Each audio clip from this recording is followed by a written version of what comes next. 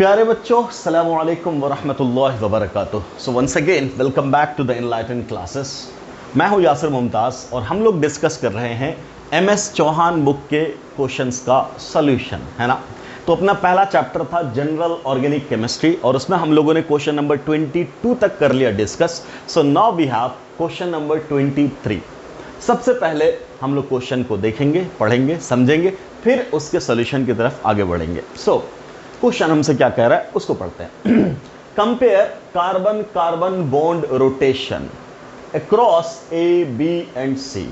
ये है आपका ए, ये है आपका बी, ये है आपका सी। इन तीनों बॉन्ड के अबाउट रोटेशन का आपसे ऑर्डर पूछ रहा है ना। कहां रोटेशन आसानी से होगा, कहां रोटेशन मुश्किल से होगा, और ये है 4 ऑर्डर। क्लियर? ठीक। हम क्या जानते हैं कि जब भी कार्बन कार्बन सिंगल बॉन्ड होता है तो उसके अबाउट रोटेशन अलाउड होता है। यस और नो? अगर आपके पास कार्बन कार्बन सिंगल बॉन्ड है तो rotation is allowed, no problem is there. Clear? कोई दिक्कत नहीं है। लेकिन अगर कार्बन कार्बन डबल बॉन्ड हो गया तो हम लोग एक प्रॉपर्टी जानते हैं कार्बन कार्बन डबल बॉन्ड की, कि कार्बन कार्बन डबल बॉन्ड के अबाउट रोटेशन इज रिस्ट्रिक्टेड और रोटेशन इज हिंडर्ड। और यही क्राइटेरिया हमने बताया था जब आपको ज्योमेट्रिकल आइसोमेरिज्म पढ़ाया था। क्लियर है? ठीक। तो क्या बोल रहे हैं, मान लो अगर डबल बॉन्ड को अगला हम लोग ऐसा फर्ज करें, ऐसा माने, तो जब इसके अबाउट रोटेशन करेंगे बेटा, तो जरा ध्यान से देखना क्या हो रहा है कि रोटेशन करेंगे तो रोटेशन करते करते एक वक्त आएगा जब ये बॉन्ड ब्रेक कर गया, जब ये बॉन्ड ब्रेक कर गया। समझ मारी बात? तो इसका मतलब क्या कि अगर आपको डबल बॉन्ड के अबाउट रोटेशन करना है तो इस बॉन्ड का ब्रेक होना जरूरी है। क्लियर? बगैर बॉन्ड के ब्रेक हुए रोटेशन पॉसिबल नहीं है। अब नो डाउट रोटेशन करवाना है तो बॉन्ड तोड़ना पड़ेगा, बॉन्ड तोड़ना पड़ेगा तो एनर्जी ज्यादा चाहिए, ऑब्वियस है। क्लियर? समझ मारी बात? तो अब आपका एक जेन्युइन सवाल होगा कि सर हर जगह तो डबल बॉन्ड ही है, तो हर जगह ही बॉन्ड तोड़ना पड़ जाएगा? Yes sir no? हर जगह बॉन्ड तोड़ना पड़ जाएगा। क्लियर? तो आप ऐसा सवाल पूछ ही क्यों रहे? अभी जरा देखो, इसके पीछे एक लॉजिक है। क्या लॉजिक है बेटा, जरा देखना। हम बात करेंगे जब भी रेजोनेंस आता है अपने पास तो हम लोग एक बात करते हैं। क्या बात करते हैं? पार्शियल डबल बॉन्ड कैरेक्टर का कॉन्सेप्ट डेवलप हो जाता है ना, कि डबल बॉन्ड सिंगल बॉन्ड की तरफ शिफ्ट होता है और सिंगल बॉन्ड डबल बॉन्ड की तरफ शिफ्ट होता है। मतलब कोई सिंगल सिंगल नहीं रहता, कोई डबल डबल नहीं रहता। याद करो बेंजीन का केस, है कि नहीं? Due to resonance bond order of double bond decreases and bond order of single bond increases. We know it. Clear? तो अब हम लोग चेक करेंगे कि इन तीनों में डबल बॉन्ड कैरेक्टर कहां ज्यादा है, सिंगल बॉन्ड कैरेक्टर कहां ज्यादा है। क्लियर? तो अपना सिंपल क्वेश्चन तो ये था बेटा, इसी की बेसिस पे मैंने ये सारे एक्स्ट्रा क्वेश्चन बना रखे हैं कि सेम सवाल में ये एक्स्ट्रा सवाल और पूछे जा सकते हैं। मतलब एक ही सवाल में, एक सवाल तो ये रहा और 8 सवाल नीचे, 9 सवाल और हम लोग डेवलप कर सकते हैं। समझ में आ रही बात? तो मैंने पहले आपसे कहा था कि इस बुक के क्वेश्चंस तो करेंगे ही करेंगे। हर एक क्वेश्चन से रिलेटेड अगर एक्स्ट्रा पॉसिबिलिटी है कुछ और पूछे जाने की तो हम लोग साथ साथ उसको भी डिस्कस करते जाएंगे ताकि अपना कॉन्सेप्ट एनहांसमेंट और ज्यादा से ज्यादा हो, आप कम वक्त में ज्यादा से ज्यादा चीजें सीखते चले जाएं। तो चलिए शुरू करते हैं अपना क्वेश्चन। सबसे पहली बात, अगर आप देखोगे यहां तो आप क्या पाओगे कि सर यहां 3 मेंबर का रिंग है और यहां 5 मेंबर का रिंग है। अगर ये डबल बॉन्ड ब्रेक होता है, डबल बॉन्ड ब्रेक होता है तो क्या एरोमेटिसिटी आने के चांसेस हैं? जरा सोचें। अगर मैं इस बॉन्ड को शिफ्ट कर दूं, कैसे शिफ्ट कर दूं? इसी बॉन्ड को ऐसे शिफ्ट कर दूं तो यहां आएगा एक नेगेटिव चार्ज और यहां आएगा एक पॉजिटिव चार्ज। अब जरा ध्यान से देखिएगा, नेगेटिव चार्ज आते ही ये सिस्टम क्या हो गया? 6 पाई इलेक्ट्रॉन सिस्टम। यस और नो? तो 6 पाई इलेक्ट्रॉन होते ही साइक्लिक है, कॉन्जुगेटेड है, प्लेनर है, 6 पाई हो गया तो एरोमेटिक हो गया। ये वाला रिंग क्या हो जाएगा बच्चे, बोलो? एरोमेटिक। यहां बात करो पॉजिटिव चार्ज हो गया तो again hybridization, sp2 planar planar planar. Yes और नो? साइक्लिक, प्लेनर, कॉन्जुगेटेड और 2 ही पाई इलेक्ट्रॉन है, 2 पाई सिस्टम। यस और no? 2 pi, 6 pi, 10 pi, 14 pi, ये सब एरोमेटिक होता है। तो ये रिंग भी हो गई एरोमेटिक। क्लियर?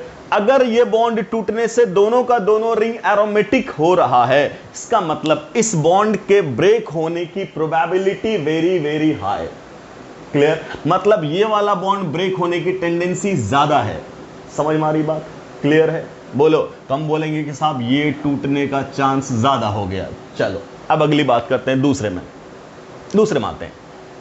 अगर हम इस बॉन्ड को ऊपर की साइड ब्रेक करें तो ये हो जाएगा एंटी एरोमेटिक। कैसे बोलो, 2 4 6 और 2 इलेक्ट्रॉन यहां से 8, और यहां पॉजिटिव हो जाएगा 2 2 4, ये भी एंटी एरोमेटिक हो जाएगा। अच्छा, अगर हम सर इसको नीचे की साइड ब्रेक करें, ऐसे, तब यहां आ जाएगा नेगेटिव चार्ज, तो 2 4 6, क्लियर है, 6, समझ में आ रही है बात?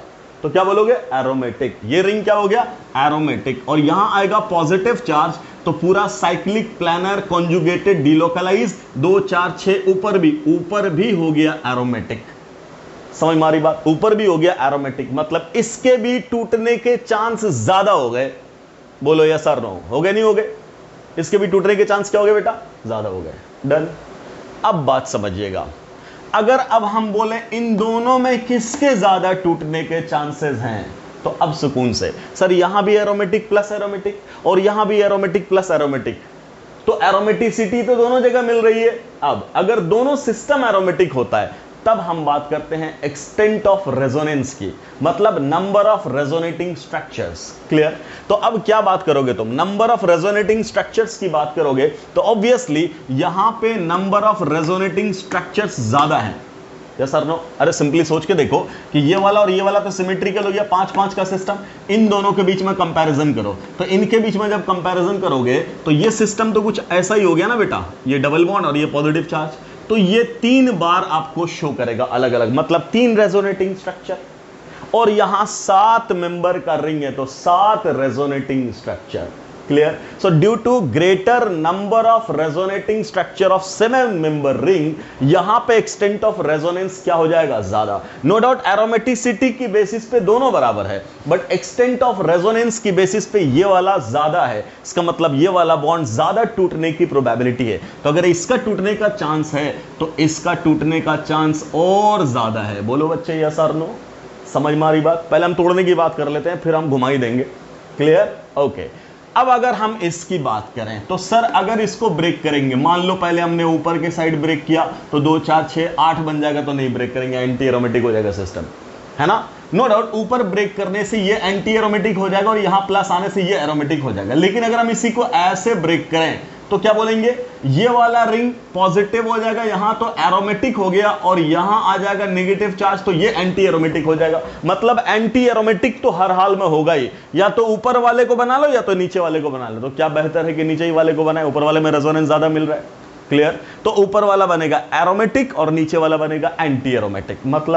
मतलब इस रिंग में एक रिंग बन गया एरोमेटिक और दूसरा बन गया एंटी एरोमेटिक, जबकि इन दोनों में एरोमेटिक प्लस एरोमेटिक, तो ये वाला डबल बॉन्ड टूटने की प्रोबेबिलिटी सबसे कम होगी। वाई?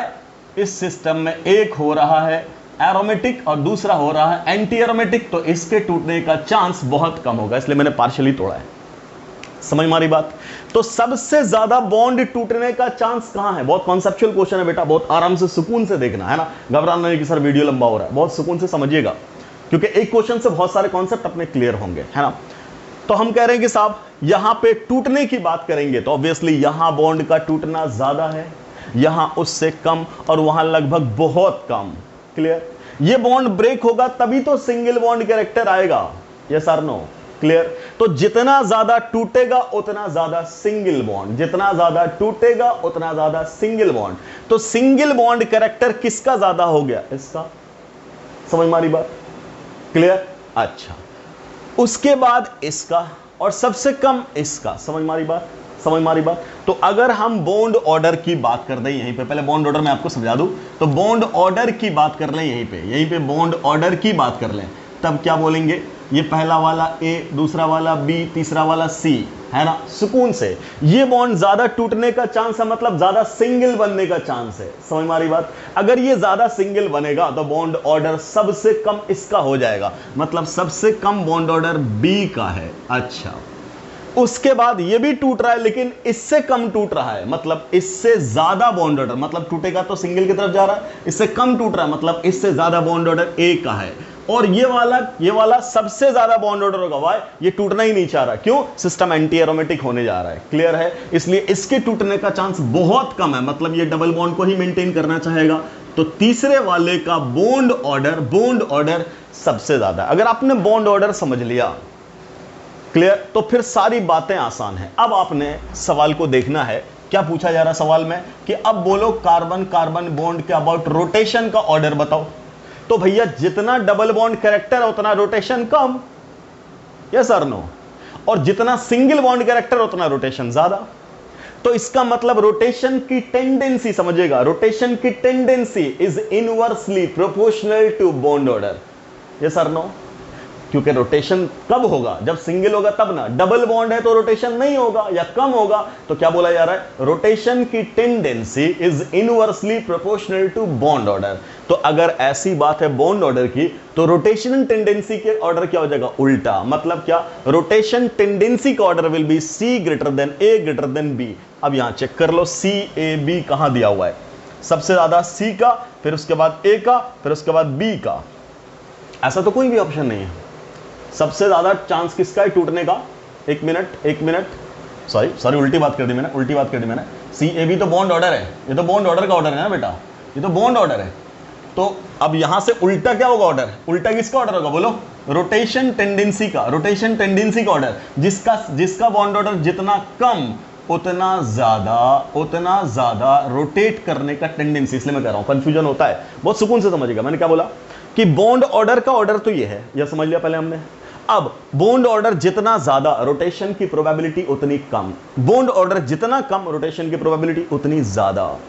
क्लियर है? तो सबसे ज्यादा कौन? बी, फिर कौन? ए, फिर कौन? सी। देखो बी ए सी कहां दिया हुआ है? Yes sir.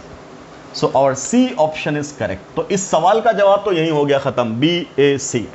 अब मुझे बताओ, ये रोटेशन टेंडेंसी तुमने निकाला किस कॉन्सेप्ट से? बॉन्ड ऑर्डर से। क्लियर? तो क्या सवाल बॉन्ड ऑर्डर पे नहीं पूछा जा सकता? बिल्कुल पूछा जा सकता। तो वही मैंने उसी के बेसिस पे सवाल निकाल रखे हैं। बॉन्ड ऑर्डर का ऑर्डर क्या होगा? तब जरा देख लो बॉन्ड ऑर्डर का ऑर्डर क्या लिख रखा हम लोगों ने। सबसे ज्यादा किसका बोलो? सी का, उसके बाद किसका? ए का, उसके बाद किसका? बी का। मैंने उल्टा लिखा है ऐसा, मैंने डिक्रीजिंग ऑर्डर में लिखा है या मैंने इंक्रीजिंग बताया, कोई दिक्कत? सबसे ज्यादा किसका बॉन्ड ऑर्डर है बोलो? सी का। क्यों? वो टूटना नहीं चाह रहा। क्यों नहीं टूटना चाह रहा? बिकॉज एक रिंग एंटी एरोमेटिक हो जा रही है, जबकि इन दोनों में दोनों का दोनों एरोमेटिक हो रहा है।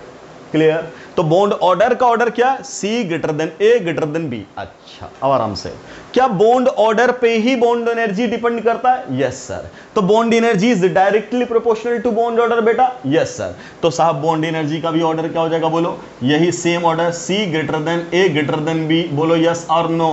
तो बोलेंगे यस सर। अच्छा, what about bond length? Bond length क्या होगा? जितना ज्यादा बॉन्ड ऑर्डर उतना कम bond length, means bond length is inversely proportional to bond order. So our option इसके अकॉर्डिंग, बॉन्ड लेंथ के अकॉर्डिंग इसका जस्ट उल्टा। सबसे ज्यादा बॉन्ड लेंथ किसका बोलो? बी का, उसके बाद ए का, उसके बाद सी का। यस और नो? बॉन्ड ऑर्डर ज्यादा, बॉन्ड लेंथ कम। बॉन्ड ऑर्डर कम, बॉन्ड लेंथ ज्यादा। बोलिए समझ में आ रहा है कि नहीं आ रहा आपको? क्लियर है? अच्छा, अब सर आपने यहां कुछ लिख रखा है, रोटेशनल एनर्जी बैरियर। यही तो था रोटेशनल एनर्जी बैरियर। क्या होता था रोटेशनल एनर्जी बैरियर?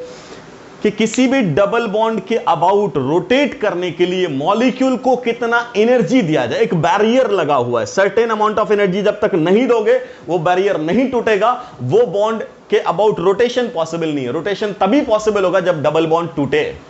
समझ में आ रही बात? तो यही बैरियर है जिसने रोटेशन को रोक रखा है। Clear? So greater will be the bond order, greater will be the rotational energy barrier. Yes और नो? क्लियर? तो क्या बोलेंगे? रोटेशनल एनर्जी बैरियर का भी ऑर्डर क्या होगा? Directly proportional to bond order. तो directly proportional to bond order का मतलब यही ऑर्डर, मतलब क्या? C greater than A greater than B. बोलो बेटा यस और नो? एक minute, C greater than A greater than B. Is it very very clear to everyone? सबको समझ में आ रहा है? ठीक है। बाकी के इधर भी कुछ क्वेश्चन दे रखे हैं, अब जरा देखो ध्यान से। बोला बॉन्ड की पोलैरिटी। अब जरा मुझे बताओ, जब ये बॉन्ड टूटा तो plus minus plus minus plus minus दिख रहा नहीं दिख रहा आपको? क्लियर? इसका मतलब जितना ज्यादा चांस है टूटने का, जितना ज्यादा टेंडेंसी है टूटने का, उतना ज्यादा charge separation, and greater the charge separation greater is the dipole moment, greater is the polarity. बोलो यस और नो? क्लियर? तो सबसे ज्यादा टूटने का चांस कहां दिखा? यहां। मतलब वही बात, सिंगल बॉन्ड कैरेक्टर। यस और नो? कहां सिंगल बॉन्ड कैरेक्टर है? यहां ज्यादा। तो जहां ज्यादा टूटा वहां ज्यादा प्लस माइनस डेवलप करेगा, वहां ज्यादा पोलैरिटी। तो सबसे ज्यादा पोलैरिटी कहां होगा बेटा? बोलो बी में। उसके बाद कहां होगा? ए में। उसके बाद कहां होगा? सी में। यस और नो? क्लियर? समझ मारी बात? अच्छा, अब क्या बोला कि जब ये पोलैरिटी है तो वही तो डायपोल मोमेंट है। पोलैरिटी तो डायपोल मोमेंट है। In fact dipole moment is directly proportional to polarity. Yes और नो? तो क्या बोलोगे तुम? डायपोल मोमेंट का भी ऑर्डर क्या होगा? तो बोलेंगे B greater than A greater than C. अब जरा इन दोनों सवाल को देखो, percentage covalent character, percentage ionic character. Ionic का मतलब क्या होता है? Charge separation, plus minus, cation anion. Yes और नो?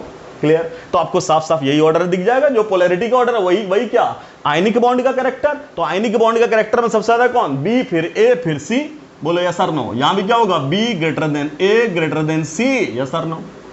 समझ मारी बात? कोवेलेंट कैरेक्टर क्या होता है? उल्टा आयनिक, मतलब ना टूटे। तो कौन है जो नहीं टूटना चाह रहा? सी वाला। क्लियर? तो इसका ऑर्डर क्या हो जाएगा? बोलो सी greater than A greater than B.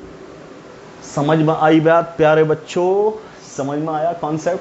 क्या कहने का मतलब? हम लोगों ने एक क्वेश्चन से मल्टीपल क्वेश्चन डेवलप कर लिया। किस बेसिस पे? On the basis of same concept जो यहां अप्लाई हो रहा है। क्लियर? इस टाइप से अलग अलग टाइप के क्वेश्चन फ्रेम किए जा सकते हैं, बनाए जा सकते हैं। क्लियर? तो इन सारे क्वेश्चंस को अच्छे से समझिएगा, नोट करिएगा। और मैंने पहले ही बता रखा है, जब भी आपको डाउट हो, जहां प्रॉब्लम हो, तो जो मेरा व्हाट्सएप नंबर है उस पर आप कांटेक्ट कर सकते हैं। आप आराम से पूछ सकते हैं जो भी प्रॉब्लम आपको आती है। 766-711-0929। इस पे आप मैसेज कर सकते हैं, इस पे आप अपने डाउट्स पूछ सकते हैं, जो प्रॉब्लम है वो शेयर कर सकते हैं, है ना? तो बिल्कुल जम के पढ़ाई करते रहिए, है ना? क्वेश्चंस को डिस्कस करते रहिए, जब भी डाउट्स आए पूछते रहिए। और बहुत जल्द हम लोग अपना नीट 2022, है ना, 2020 के लिए, 2020 वाला तो गया, 2021 इस बार है, 2022 आने वाला है ना?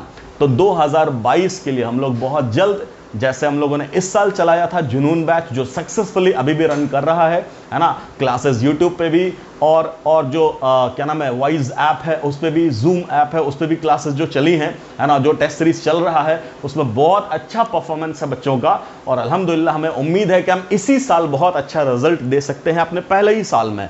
तो आप लोगों के लिए भी, जो बच्चे नए हैं, जो 12th वाले बच्चे हैं, या जो ड्रॉप करना चाह रहे हैं इस साल, उन अर्ली ड्रॉपर्स के लिए बहुत जल्द हम अपना बैच लेकर के आएंगे, जुनून बैच पार्ट 2, है ना? जुनून बैच फॉर 2022 नीट एस्पिरेंट्स के लिए, है ना? तो चलिए आप लोग पढ़ते रहिए ठीक से, और जो भी डाउट्स आए पूछते रहिए। मिलते हैं अगले लेक्चर में, है ना, क्वेश्चन नंबर 24 के साथ। Thanks for watching the video. अस्सलाम वालेकुम।